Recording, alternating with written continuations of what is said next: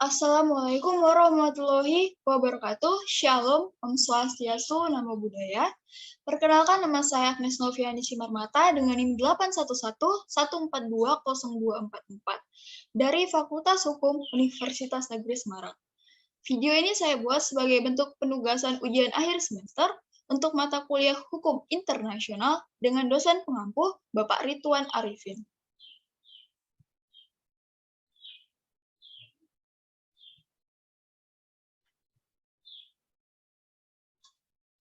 Kasus yang akan saya bahas adalah sengketa internasional terkait pencemaran Laut Timur akibat tumpahan minyak mentara yang terjadi antara Indonesia dan Australia pada tahun 2009.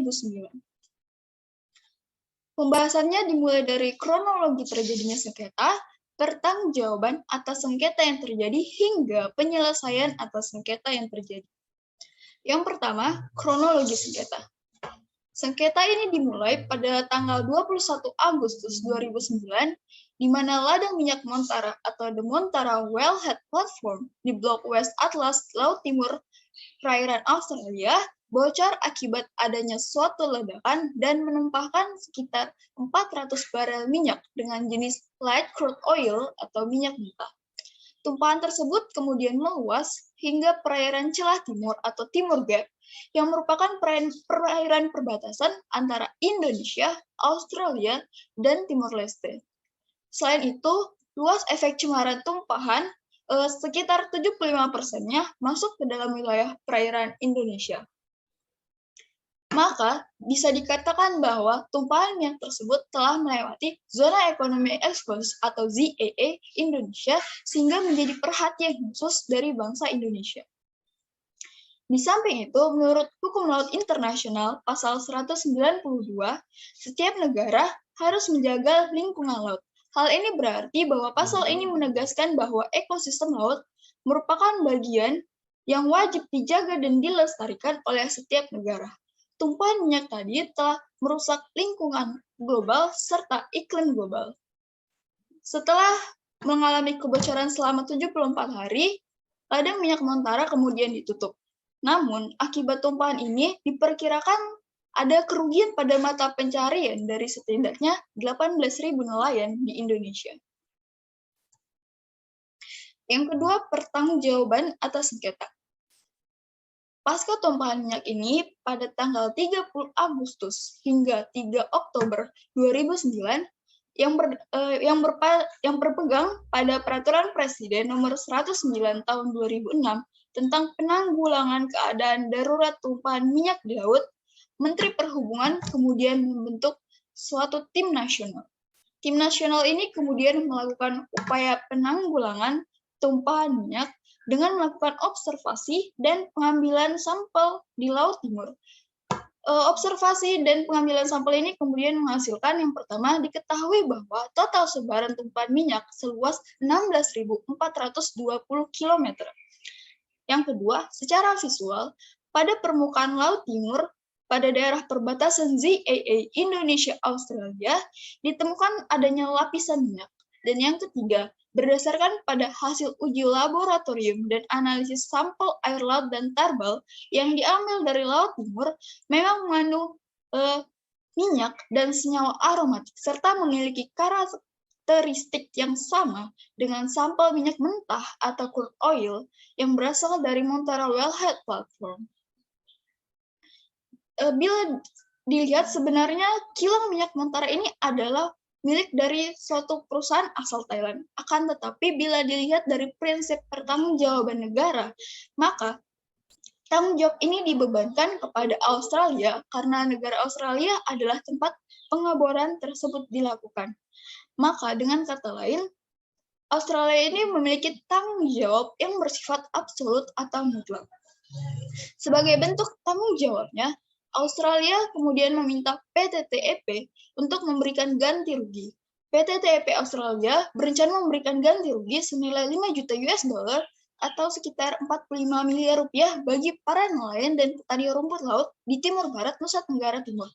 Akan tetapi, nilai ganti rugi tersebut ditolak oleh YPTB atau Yayasan Peduli Timur Barat dengan alasan bahwa ganti rugi yang diberikan tidak sesuai dengan kerugian dan derita yang dialami oleh para nelayan dan petani rumput laut sejak Laut Timur itu tercemar tumpahan minyak.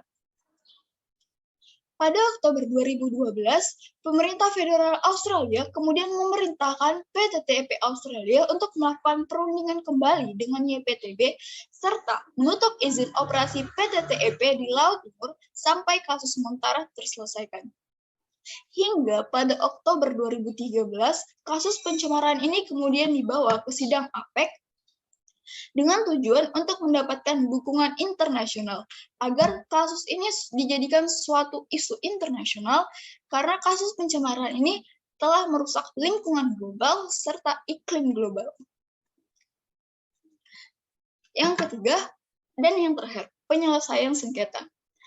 Pasal 283 Konvensi Hukum Laut Internasional pada tahun 1982 menekankan bahwa diperlukan pertukaran pandangan melalui cara-cara bagaimana sengketa akan diselesaikan dari negara-negara yang bersengketa.